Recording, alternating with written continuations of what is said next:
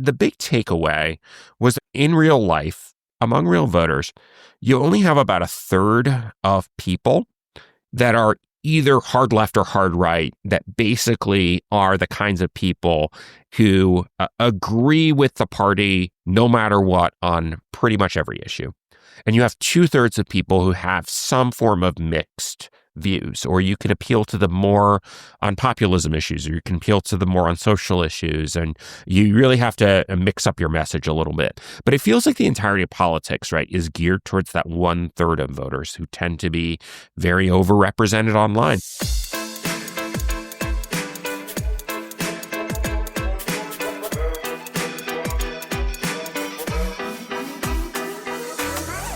Hello and welcome to the GD Politics Podcast. I'm Galen Druk.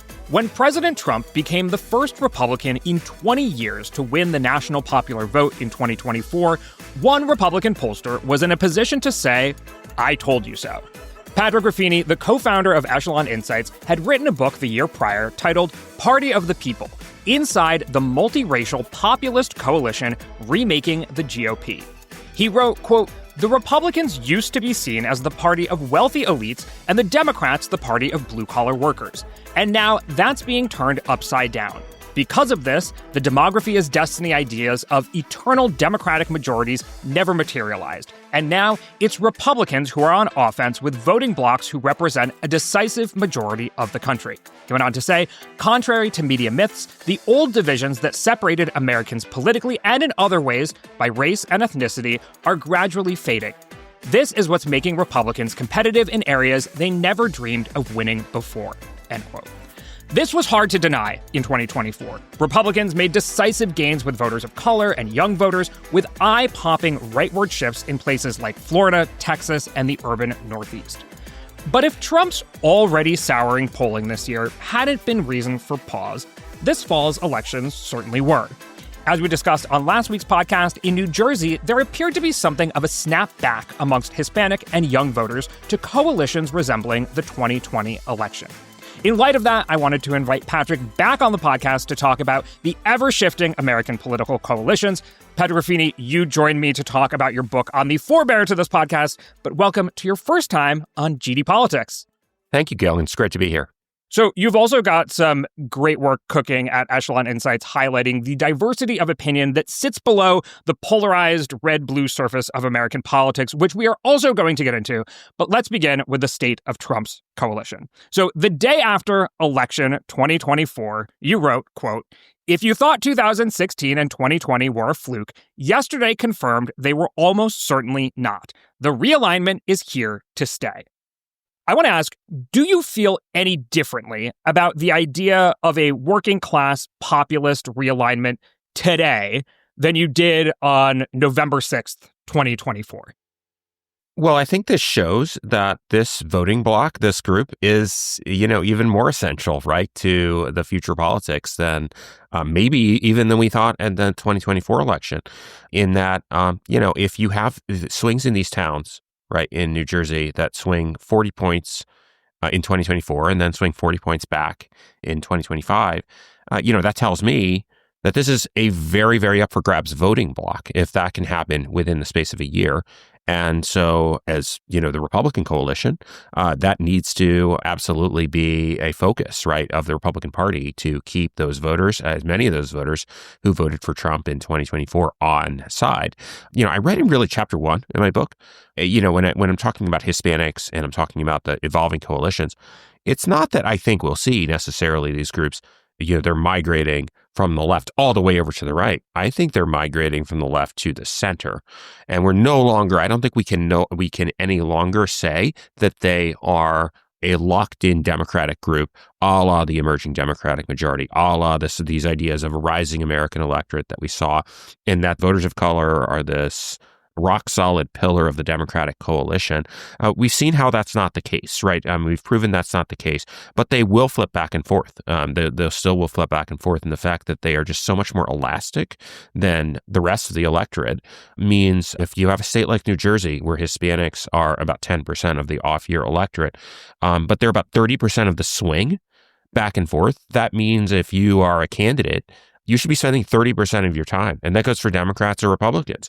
I think for Republicans, there's no real winning without this coalition or doing well enough in this coalition. And the same is true for Democrats. I think they took advantage of a favorable environment with a very, very swingy voting bloc. The other thing I will say, though, is it's always a little bit hazardous to compare an off-year electorate to a presidential election because what you saw in particular in 2024 were swings to Trump among these young, low propensity, these young men, right? These low propensity voters who I don't think were in the 2025 electorate. So you basically are taking, a big part of the swing out off the table. And you saw this a little bit in the New Jersey exit polls where the vote recall among Hispanics in the 2025 exit poll was Harris plus 25. A year earlier, it had been Harris plus 9 among Hispanics in New Jersey. So right then and there, you have 16 points of shift just based on who turned out. And the different electorate that you had in this year. And then you had a further 12 points, right, where Mikey Sherrill did about 12 points better than Harris, right? But how different is that than a down ballot Republican would have performed in 2024? I haven't looked at all the numbers, but you normally see this gap between Trump and the down ballot candidates. So I think Trump has been continuously improving his numbers. Also, the down ballot Republicans have been continuously improving their numbers. They're on just different trajectories.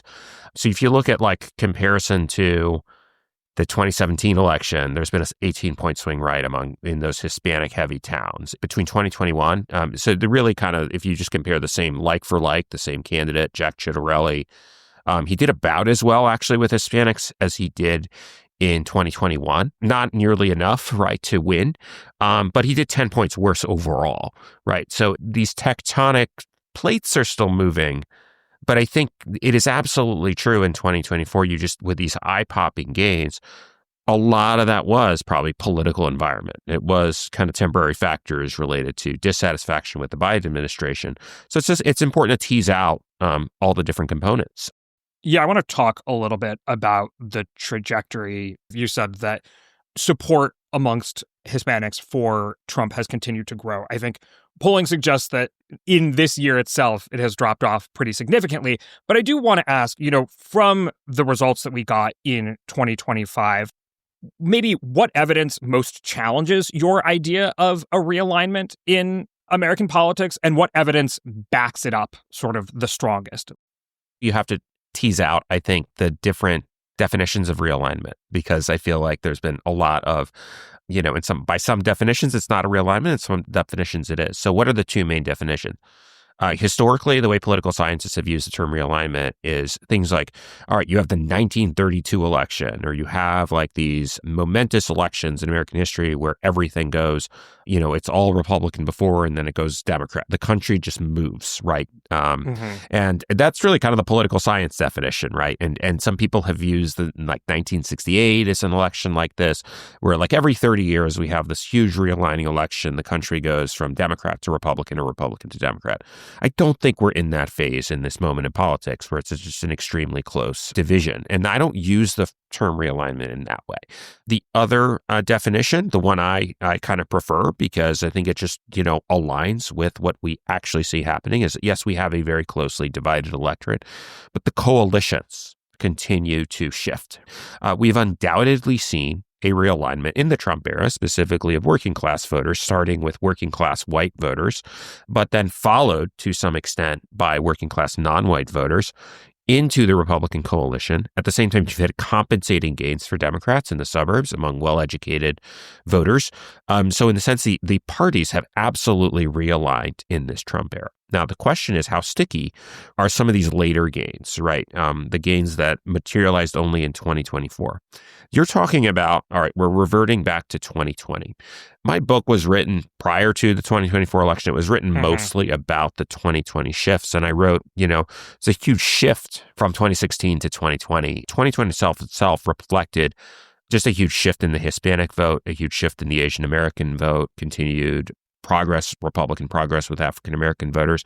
So even if you returned back to 2020, that's not the same as returning back to 2016. It's not the same as returning back to 2012. When you had these predictions of eternal Democratic majorities based on strength with non-white voters. Yeah, I want to talk a little bit about that. The competition to win voters over through innovation means that no party can really rest on its laurels. Democrats were guilty of that when they got seduced by demographics as destiny, the argument during the Obama era. Do you think Republicans have been similarly seduced by Trump's 2024 victory? Well, I think you can take nothing for granted. It was still a very close victory. And in particular, I wrote prior to this election, fully expected, we would see erosion with minority voters, just because, I think partly just off the turnout trends. I think, to some extent, right, I think they have claimed a mandate in the immediate aftermath. With that said, I think, most presidents who are reelected claim a mandate and, maybe can be tempted to overreach in some sense. There's always everyone's kind of proclaiming this permanent vibe shift. Then you start getting election results and, you tend to get the normal midterm correction. So there is to some extent. At the same time, I think there is a realization among Republicans that being kind of this low propensity voter party, being a party that is more dependent on low propensity voters is a challenge, right? Because you can't necessarily rely on these same voters to turn up in every election. That is particularly the case if you are actually building a base of support or had built a base of support in the last election among minority voters who are extremely susceptible to dropping off. And, if all the low propensity voters in that cohort kind of supported you and then they just don't show up, those numbers are not going to materialize in the same way. I always think this narrative has been was always a little bit overplayed as it relates to white working class voters, because actually their turnout is actually pretty good. But if Republicans start getting more support with working class non-white voters, that's when it sort of becomes a problem. You already started to see prior to 2024, right, where the 23-24 cycle was actually pretty good for special elections for Democrats. And that's why a lot of people were claiming, Biden's stronger than people think, because Democrats are doing great in these off-year elections. And, they're being this high propensity voter party. And that actually turned out normally that the off-year elections or the special elections are a good signal of the political environment in the fall. And that turned out not to be the case. So I think you're absolutely, like in 2025, Republicans, got their asses handed to them in these elections. But, historically, those off-year elections tend to be a little bit of an exaggerated version of what happens in the midterms. Yeah, so we've been talking about election results, and you make a good point that who turns up to the polls in off-year elections can be pretty fickle. So I want to talk about some national polling for a second. The polling firm Signal put out a new poll last week. I'm sure you saw it. They have an A rating per friend of the pod, Nate Silver's pollster ratings, and have been a pollster for the National Republican Congressional Committee. Their poll showed Democrats leading by 6 points in the generic ballot, which for non-nerds means Americans choose Democrats over Republicans to basically control the House by 6 points. That was the largest single-month shift towards Democrats since Biden dropped out of the race. And for the first time in 2 years, voters whose top priority is inflation and the economy now prefer a generic Democrat for Congress by 13 percentage points over a Republican. To add to that, Trump's approval is at its second term low, negative 14 on net percentage points in the averages. I'm curious how you diagnose the problem in this moment. Obviously, we've diagnosed it a little bit when it comes to the actual elections, but when it comes to the national mood more broadly. I think the shutdown definitely took a toll on the numbers, and I'd be very interested to see, we have a couple weeks of non-shutdown polling to see if that recovers at all. I mean, typically those are pretty disruptive. If you just look at historically, those do create a disjuncture in approval numbers and generic ballot numbers. And so I think if you're, very specifically looking at particularly the news coverage in the latter half of the shutdown, which really focused on the snap cutoff or the air traffic going down. I mean, I think Republicans certainly have a strong case to make that, Democrats were at fault, literally didn't vote for the bill that would have stopped the shutdown. But voters are not necessarily keyed into those legislative maneuverings, and they're really blaming the party that's in power. right? Or the party that has maybe historically done the most shutdowns, right? Yeah. So I do think we'll have to see. One of the things I fully expect to see in our polling, we shift to a likely kind of 2026 electorate model as opposed to looking at either the universe of broad registered voters or the kind of voter who turned out in 2024. What that's going to mean, most likely, based on all the turnout trends that we saw in Virginia and New Jersey, is it's going to be a Democratic-friendly electorate. Our best estimate in the Virginia governor's race was that about 80% of Harris voters turned out and about 70% of Trump voters turned out. That is going to inevitably have an impact, right, on the bottom line numbers. And what we saw, right, it was the very opposite, right? Going back 4 years when it was a good environment for Republicans, about 80% of the Trump voters turn out, about 70% of the Biden voters turn out. And usually, those off-year elections are maybe, like I said, a little bit more of an exaggerated version of what may happen in the midterms. But on balance, those likely voter models, as we get closer to the election, are going to probably tend to favor Democrats. Okay, so the elections were not good for Republicans. Polling nationally, also not great for Republicans. There may be some quibbles with methodology there, but generally not great. I want to read for you. This is the New York Times, so you can quibble with it. But I want to read for you the title of a recent article and their lead. So they write, "America First? Some Trump supporters worry that's no longer the case." The article goes on to read, "President Trump has been dining with Wall Street bigwigs. He has embarked on an opulent revamp of the White House at a time when Americans are struggling to pay their bills. He has expressed support for granting visas to skilled foreigners to take jobs in the United States. He approved a $20 billion bailout for Argentina, helping a foreign government and wealthy investors at a moment when the U.S. government was shut down. For a president who returned to office promising to avoid foreign entanglements, make life more affordable, and ensure that available jobs go to American citizens, it has been a significant departure from the expectations of his loyal base, and it is starting to open a rift with his supporters who are counting on a more aggressively populist agenda." So, as we've discussed here, thermostatic public opinion is not new. The public often turns against a newly elected president once they're in office. But is there something more going on there? Does it seem that Trump is not even really trying to play good politics in abandoning what appears to have been the most appealing part of that populist message and that populist coalition that you wrote about? There are a lot of issues that are raised by this. I really do think that the core of the issue with the polling right now goes to the economy. In terms of, look, I mean, people had a very strong, even in Trump 1.0, even if Trump's numbers weren't always terribly high, they weren't really terribly high at all throughout his term, people gave him good ratings on the economy. Now it's sort of the opposite. His numbers are about the same, but they're rating him lower on the economy. Now, when you look at the groups of voters, who specifically prioritizes the economy, it's really more that independent voter. It's more that low propensity voter. It's that voter who maybe surged to Trump in 2024 or will swing back and forth between the parties. And they're the voters right now who are most upset about the cost of living, who are facing the most cost of living pressure.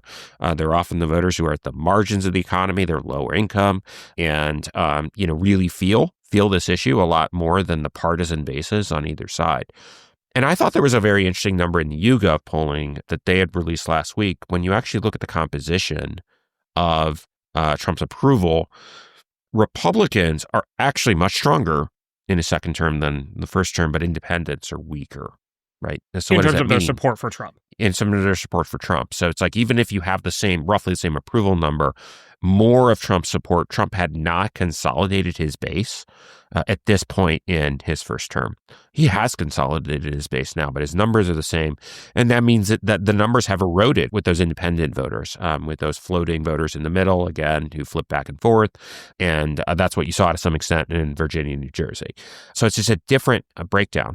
I tend to underrate all the other issues you brought up, like the America First thing. There was some grumbling, right?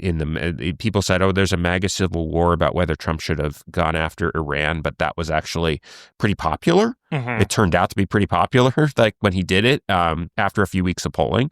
His moves in the Middle East have been extremely popular, right, in terms of securing a peace deal.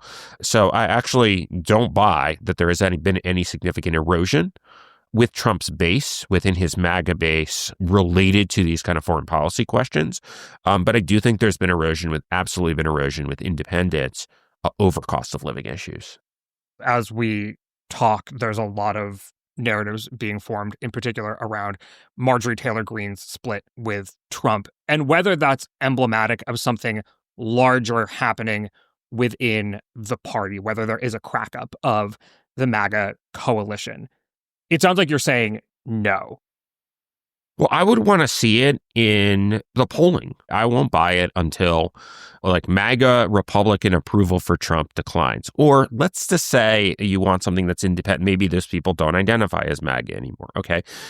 Just look at very conservative Republicans. The way we kind of like to divide up a Republican primary election, you have very conservative, you have somewhat conservative, then you have your moderates. So let's look at those kind of very conservative voters.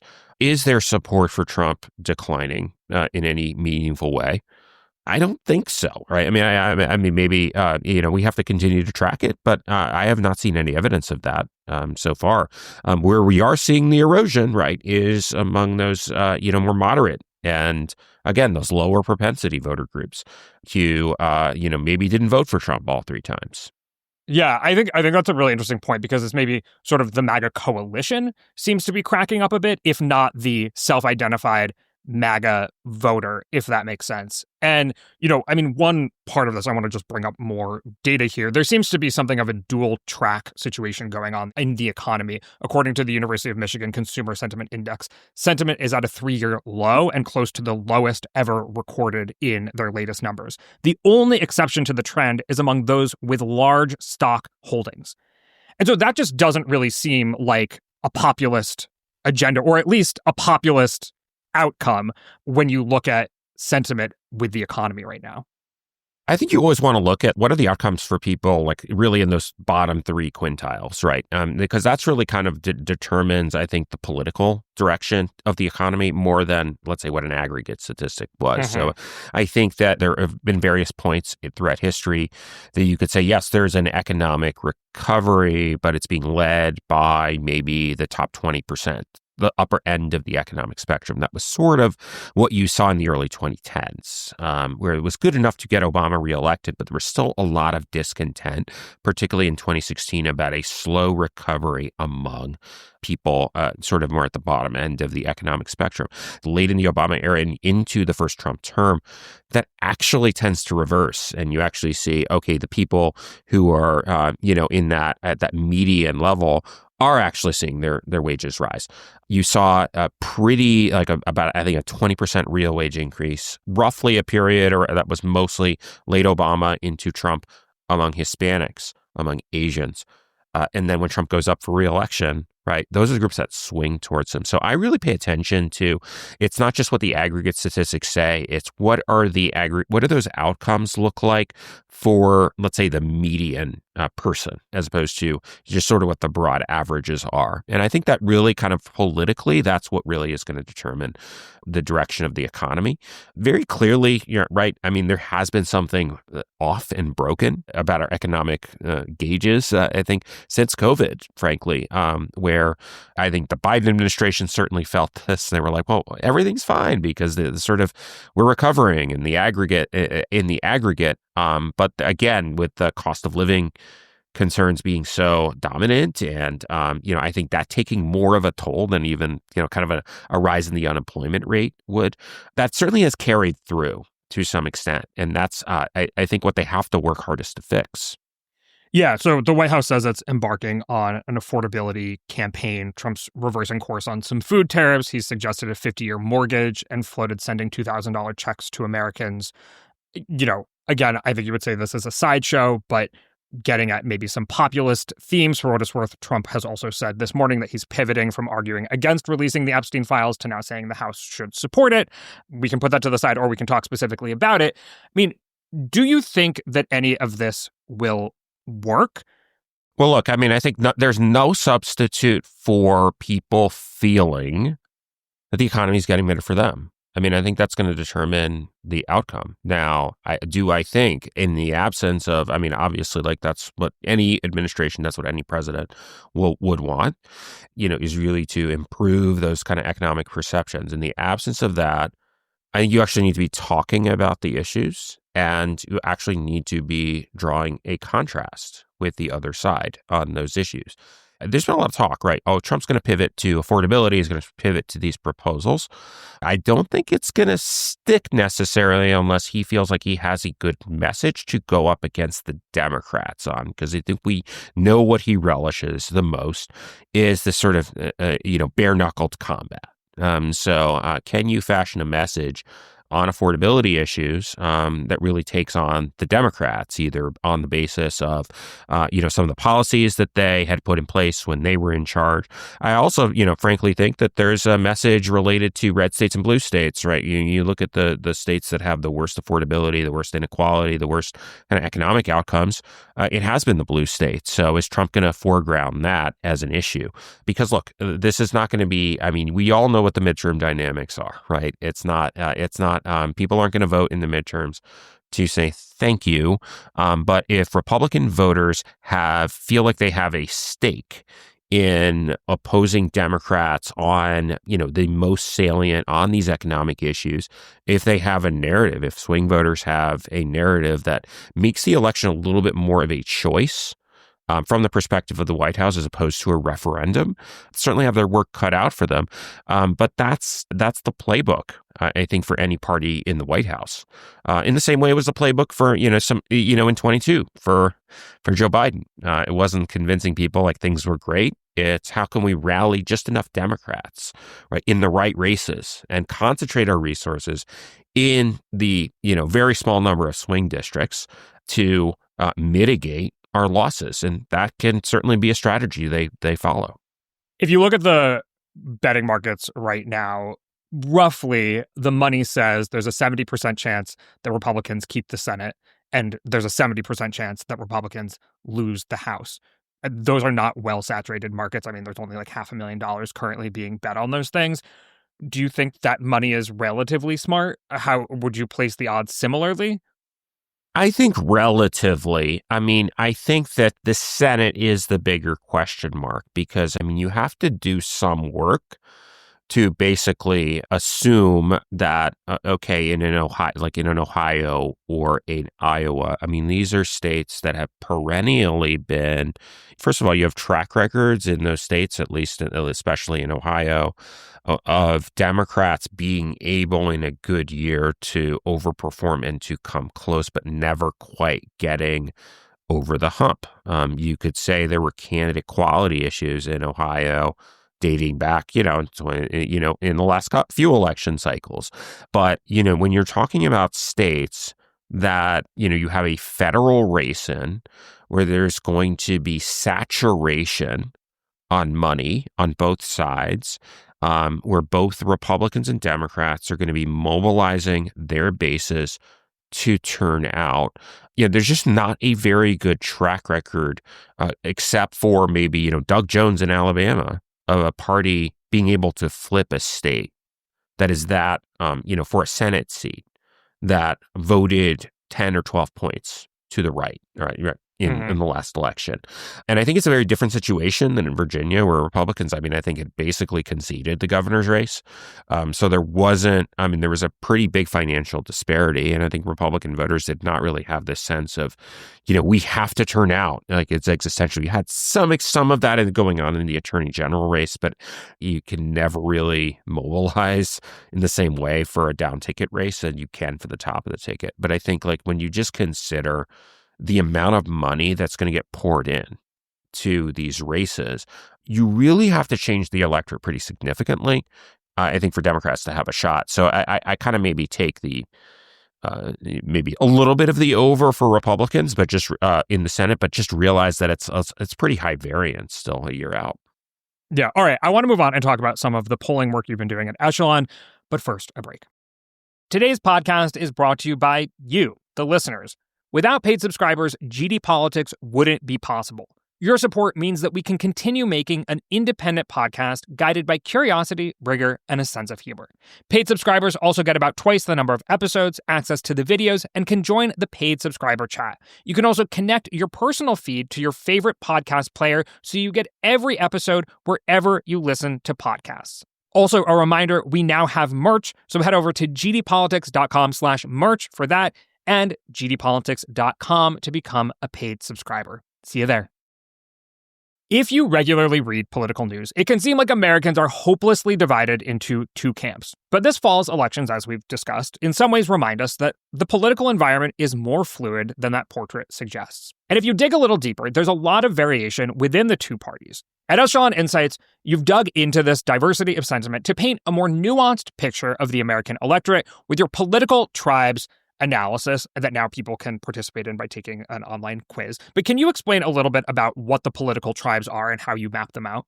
So we started out with this idea, and you have these political compass tests that map people on multiple dimensions of ideology, but typically two dimensions. You've got an economic dimension, then you have like this social, cultural dimension. And some people call this authoritarian versus libertarian, right? So people have different flavors of this. But going back to 2016, political scientist Lee Drutman put out a chart similar to this that really showed that there were a lot more voters in this, what we call the upper left quadrant, which would be this economically liberal but socially conservative quadrant of the electorate.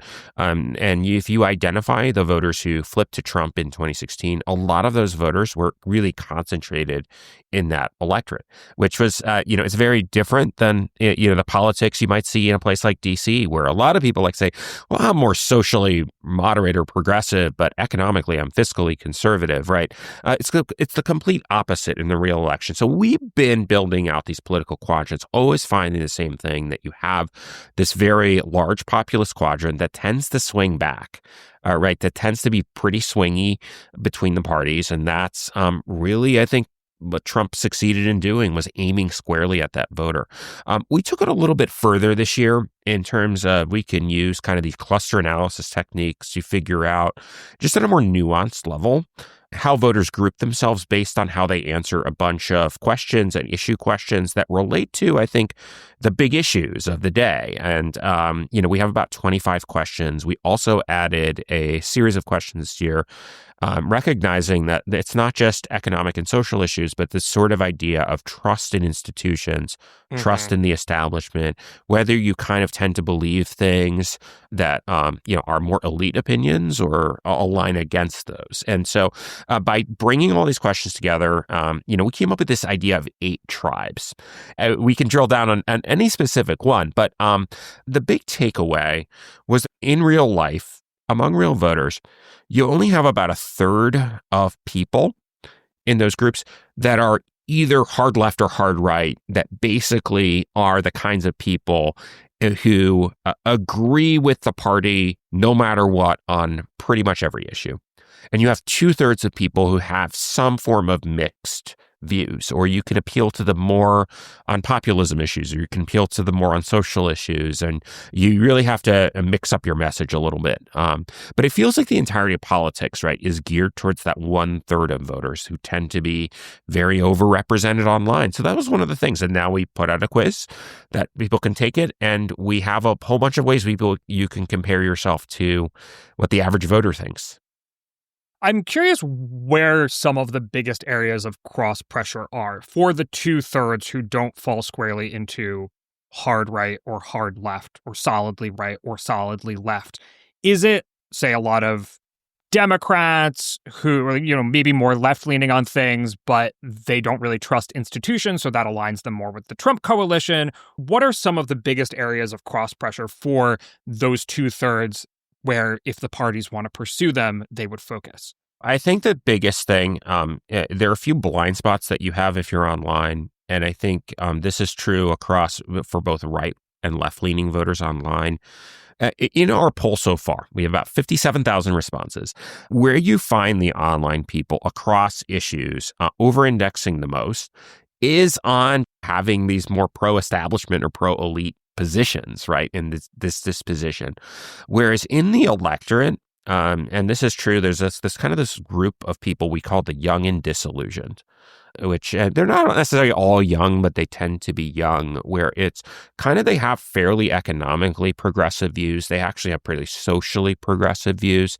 It's a little bit heterodox within that, but they're very distrustful of elites and very distrustful of institutions. It's about 10% of voters. Now, when you get into who votes in maybe these midterm elections, maybe they don't vote as much, but they do show up in presidential elections. And, I'd say it's probably a group that was still mostly Democratic on the basis of, you think about maybe this is your voter who wasn't really happy with the Gaza war or was just generally disenchanted with the establishment.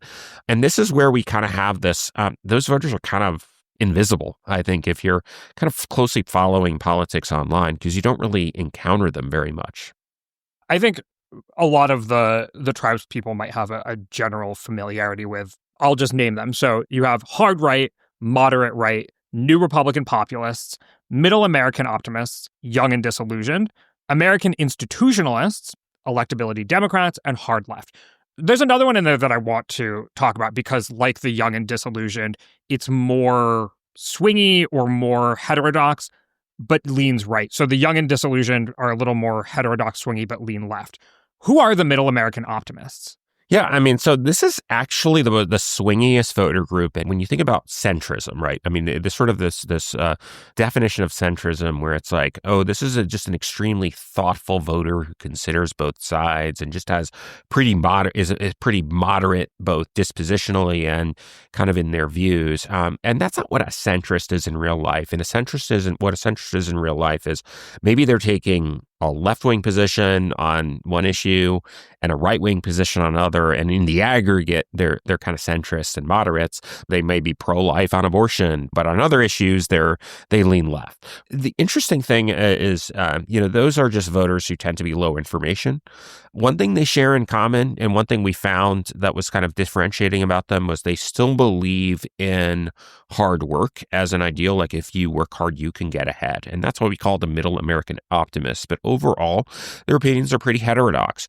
What you don't see, people who live and breathe politics online, mostly their views follow kind of a logical pattern, right? Even if, they're either hard right or hard left, or they really lean in on these institutional issues. You don't have this sort of, I would say the same heterodoxy. And that's where you see kind of the big drop off in these groups. So, it's kind of like, I think, you really this is where you find the biggest gaps, I think, between online and real life is, most people aren't paying very close attention to politics. They don't know necessarily what the party line is. They may prefer a party, but they don't know what the party line is on each of the 24 topics that we ask about. And they tend to fall in these middle groups that don't tend to manifest as much in our quiz responses. Relatedly, before I let you go, I want to do a quick good data, bad data, not data question. So last week, Blueprint, which is a Democratic strategy and polling firm, published their findings from what they're calling a Mad Libs-style conjoint test to find the, quote, pollster optimized Democrat. They asked respondents about a hypothetical candidate based on their biography, their record, and the issues that they might focus on in a campaign.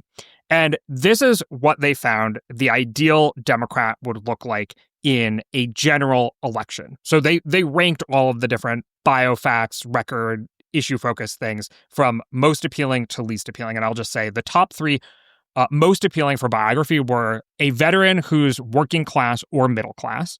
That was the most appealing biography. The least appealing was a billionaire podcaster who's a socialist. Great. So when it comes to record, the most appealing was guided by their commitment to science, evidence, and the facts, believes it's important to find common ground, and has created jobs in the private sector. Again, least appealing was that they've changed their mind on important issues, have been targeted by the Trump administration, or served in the Biden administration. And then lastly, on the issue focus, most appealing is focused on protecting Social Security and Medicare, bringing down the prices of food, goods, and services, and making healthcare and prescription drugs more affordable. And then least appealing were advocating for Israel, protecting the rights of the LGBTQ community, and advocating for Palestinians. So, is this good data, bad data, or not data? And they say they're doing a conjoint test. They did not describe exactly how they got these results. But in any case, good data, bad data, or not data? Good data. I love it. Okay. I love it. I mean, it's a polling technique that you can do it, but it's hard to describe. So I really give them kudos for explaining it. If you think about how marketers test products, actual products out in the real world, they'll do these things where it's like, all right, let me give you a car that's like a red car with, it's got a V8 engine versus, okay, you have the safe, reliable minivan and it has all these attributes. And then you just ask people to randomly vote in between those two. And you're varying them randomly. So it's not just like, okay, it's two fixed options like you have with most polls. That is the technique that they're using. And it's a proven technique. Now, my question, right, is, okay, what if I'm not a middle-class veteran, right? What do I do with this data? I mean, there's certain things you can't change about yourself if you're a candidate. If you happen to be, okay, maybe if I'm a billionaire, I'll quit my podcast. In terms of, I think I just think you have to figure out, okay, how do you apply this data in the real world where you have actual candidates and the billionaire podcaster? Okay, maybe they start out at a deficit, but guess what? They have $1 billion, so I think they can solve a lot of their problems.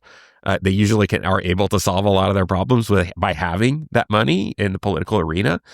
Maybe not as much with Democrats. The only issue I would take with the design was that I think they tested this among Democrats and independents. I would have tested it with maybe not tested it with Democrats. I mean, if you're talking about the general election, I think you test it with persuadables only. But it aligns pretty well, right, with stuff we see in the real world. It aligns with all the, I know there's people pushing back against this, but moderation tends to win. More moderate candidates tend to win. Candidates who emphasize sort of general benefits to certain policies or talk about how you're going to help the middle class more broadly benefit, do better than candidates who are narrowly focused on specific groups. And candidates who are ideologically extreme don't do as well. So I think we saw this in the last election. You have more moderate Democrats win in Virginia, New Jersey, and you have Zoran Mondani kind of underperform. Like the Democratic baseline in New York City, he obviously still won. It's good enough for a win. But, I think a lot of a lot of this data that they produced really aligns pretty well with, what we see in our polls and what you see in elections. Yeah. So the numbers, the appealing descriptors that I read were based on Democrats and independents, I believe, together. When you look at just Democrats, which I guess would be sort of in a hypothetical Democratic primary, what people are looking for, there aren't dramatic changes, but one of the biggest differences is that the least appealing issue when it comes to record is that the person is guided by their religious faith. And then in terms of issue focus, one of the least appealing is securing the border. So the bottom three were securing the border, then advocating for Palestinians, and advocating for Israel. So relatively similar, except securing the border. But when you think about who would you want to run in a general election in a competitive district or a competitive state, you might choose somebody who leans into their religious faith, who has a record of securing the border or something like that. So I thought the difference between the Democrats and the electorate that includes independents was interesting. Well, I think what we would do in a campaign is say, okay, yeah, there's going to be issues that are going to be diverge between those two platforms, but you really want to find the Venn diagram between, what do independents like and what do members of your party like, and really emphasize those things. And there's going to be a change. There absolutely is going to be a change in emphasis if you make it out of the primary into the general election, but you're not completely having to change up your entire message. You're finding, it seems like there's more than enough things that are in common between the two parties where you can actually kind of run with the same message throughout the race. All right. Well, good data awarded by Patrick Ruffini. Patrick, thank you so much for joining me today. Thanks so much, Galen. My name is Galen Druk. Remember to become a subscriber to this podcast at gdpolitics.com and wherever you get your podcasts. Better yet, become a paid subscriber. Paid subscribers get about twice the number of episodes, and you can also join our paid subscriber chat and pass along questions for us to discuss on the show. Most importantly, you ensure that we can keep making this podcast. Also, be a friend of the pod and go give us a 5-star rating wherever you listen to podcasts. Maybe even tell a friend about us. Thanks for listening, and we will see you soon.